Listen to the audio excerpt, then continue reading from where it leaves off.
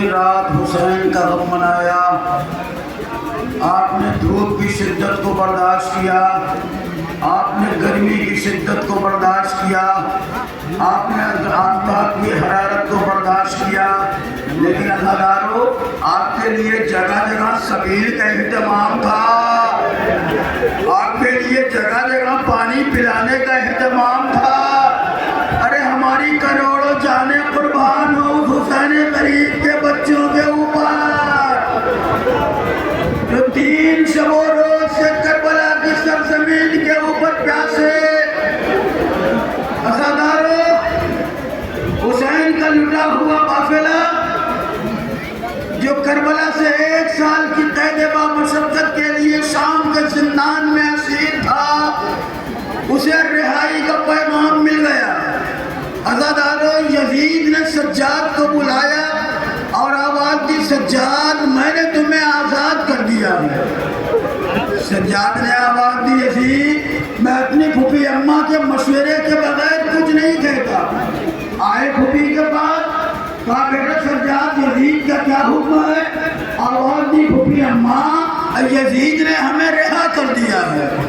کہا اور کیا کہا ہے؟ کہا ہمیں رہا کر دیا ہے اور یہ کہا جی چاہے تو یہیں رہیے، جی چاہے تو مدینہ چلے جائیے۔ کہا اے بیٹا سجاد یزید سے کہہ دو ابھی زینب نے اپنے بھیا کا ماتم نہیں کیا ہے، یزید سے کہہ دو ایک مکان خالی کرا دے، یہاں حسین کی مجلس برپا ہوگی۔ لو عزادارو یزید نے ایک مکان خالی کرا دیا، شام کی عورتیں اس مکان کے اندر جمع ہوئی، زینب نے فرش مجلس بٹھایا، سید سجاد کو قریب بلایا، سید سجاد کو فرش مجلس پہ ایک بلندی پہ بٹھایا اور آواز دی، بیٹا سجاد ابھی تک تمہیں کسی نے پرسا نہیں دیا،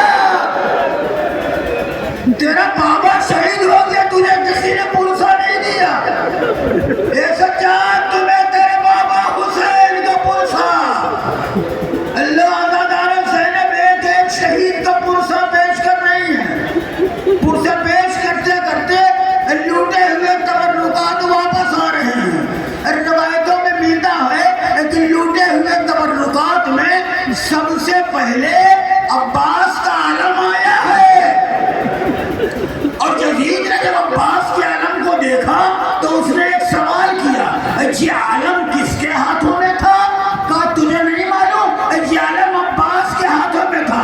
کہا علم کو دیکھ کے یہ اندازہ ہوتا ہے کہ اس علم کے علم بردار نے اپنے بھائی کے ساتھ مکمل وفاداری کی ہے۔ کہا تجھے کیسے معلوم؟ کہا تم دیکھتے نہیں، صرف علم پکڑنے کی جگہ سلامت ہے، پورا علم تیروں سے چھلنی ہے۔ کتنا عظیم وفادار تھا جس نے آخری سانس تک علم کو محفوظ رکھا۔ شہداء کے سر آنا شروع ہو گئے، ایک ایک شہید کا سر آتا ہے، بیویاں بڑھ کے اس شہید کے سر کو اپنے آغوش میں لے لیتی ہیں۔ قاسم کا سر آیا، ام لیلہ نے بڑھ کے آغوش میں لے لیا۔ اکبر کا سر آیا، ام لیلہ نے بڑھ کے آغوش میں لے لیا۔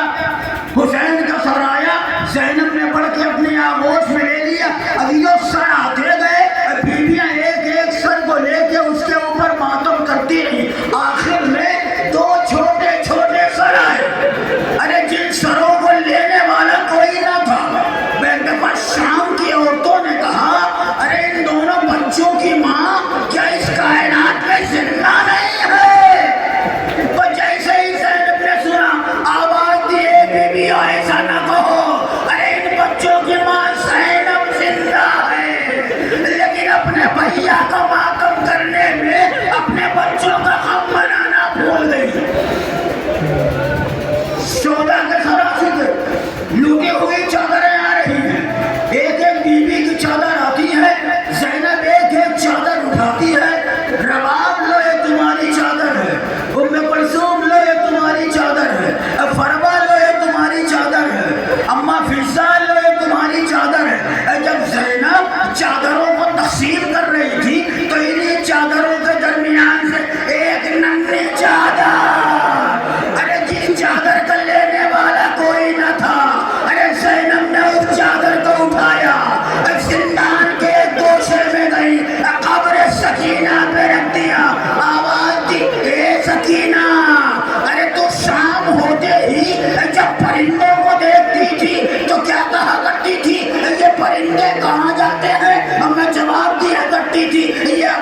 اپنے گھروں کو جاتے ہیں. ارے تو پوچھا کرتی تھی ہمیں کب جانا نصیب ہوگا. اے سکینہ, ارے ہمیں رہائی مل گئی ہے, ارے تمہاری چادر واپس آئی ہے. عجب نہیں قبر سکینہ سے آواز آئی ہو. اے بھوٹی اماں, ارے مدینے جانا آپ کو مبارک ہو, لیکن جب مدینے جانا تو میرے چاہنے والوں کو میرا سلام کر دے. جزاکم ربکم خیر الجزاء. خدا آپ کو کسی کا میں نہ رولائے سوائے ہمیں سرکار شہید الشہداء. آزاد اور رہائی ملی. یہ قافلہ کربلا آتا ہے, مصیبتوں کا ستایا ہوا قافلہ, بیووں کا قافلہ, اسیروں کا قافلہ کربلا کے دفتر ریگستان پہ آیا ہے. اب جیسے ہی یہ قافلہ کربلا کے ریگستان پہ آتا ہے, ہر ایک کی نگاہوں میں عاشور کا منظر گردش کرنے لگتا ہے. ارے بیویاں اپنے کو ہماریوں سے نیچے گرا دیتی ہیں. 3 روز تک حسین کا ماتم ہوا, اور جہاں ماتم کرنے کے بعد جب یہ قافلہ مدینے پہنچتا ہے تو قافلہ اب بیرون مدینہ روک دیا جاتا ہے. ارے بشیر کو بلایا جاتا تھا, بشیر ارے جا کے ہمارے آنے کی خبر کر دے. بشیر مدینے کے کوچوں بازار میں جاتا ہے, حسین کی سنانی سناتا ہے. یا اہل یثرب لا مقام لکم بہا قتل الحسین فدوی مجرار. اے مدینے والوں, ارے مدینہ رہنے کے لائق نہیں رہ گیا, ارے حسین شہید ہو گئے. ایک شور مدینے میں اٹھا. محمد حنفیہ بیمار تھے, محمد حنفیہ کا غلام موجود تھا. آواز دی غلام یہ گھر کے باہر کیسا شور ہے. کہا آقا ارے جو قافلہ 28 رجب کو گیا تھا وہ قافلہ واپس آیا ہے, بیرون مدینہ ٹھہرا ہے. کہا مجھے وہاں تک لے چلو. محمد حنفیہ بیمار تھے. ارے غلام نے سہارا دیا, سہارا دے کے جیسے ہی بیرون مدینہ دیکھا, محمد حنفیہ نے کیا دیکھا, کالے کالے علموں کو دیکھا, ارے سیاہ ماریوں کو دیکھا. اب دور سے دیکھ کے آواز دی, خدا کی قسم میرا بھیا حسین مارا ہے, میرا بھیا حسین مارا گیا. قریب آئے, چچا کے قریب آئے, زین العابدین کے قریب آئے. اب ایک دفعہ محمد حنفیہ زین العابدین سے گلے ملنا چاہتے ہیں. زین العابدین نے ہاتھوں کے سہارے سے چچا کو دور کر دیا. کہا اے چچا ارے گلے نہ ملیے, میرے گلے میں توق خاردار, ہاتھوں میں ہتکڑیاں, پاؤں میں دوہری بیڑیاں. دو تین فکرے ہو. یہ قافلہ روضہ رسول پہ آتا ہے.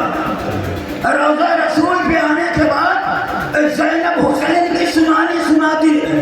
اتنے میں شوقرا کو خبر ملتی ہے جو قافلہ گیا تھا وہ روضہ رسول پہ آیا ہوا. شوقرا روضہ رسول پہ آتی ہے, اور آنے کے بعد جانتے ہیں شوقرا نے کیا کیا. شوقرا جیسے ہی روضہ رسول پہ آتی ہے ایک ایک بیوی کی آغوش کو دیکھتی ہے, جیسے اپنے کوئی کھوئی ہوئی چیز تلاش کر رہی ہے. ارے کسی نے پوچھا اے شوقرا ارے کیا تلاش کر رہی ہو. ارے کہا تجھے نہیں معلوم, ارے جب میں نے کربلا میں قاصد بھیجا تھا تو میں نے قاصد سے کہا تھا میرا چھوٹا بھیا ارے یسمر ہوگا, اب وہ خیمے سے نکلتا ہوگا, خیمے سے باہر ہوتا ہوگا. ارے اب تو 1 سال کا ہو گیا ہوگا, اب تو گھٹنیوں چلنے لگا ہوگا. اے شوہرا ارے تم جس گود میں اصغر کو ڈھونڈ رہی ہو, ارے اس اصغر کو اور بلا کے تیرے سے شوبہ کے ذریعے شہید کر دیا گیا. بات اگر دو تین فکرے. آج ہماری مائیں اور بہنیں جب مجلسوں میں آتی ہیں, جب جلوسوں میں آتی ہیں تو اپنے ساتھ پانی لاتی ہیں, اپنے ساتھ دودھ لاتی ہیں. کیوں لاتی ہیں؟ تاکہ کب بچہ پیاس کا اظہار کرے اسے پانی پلا شادی ہونا ہے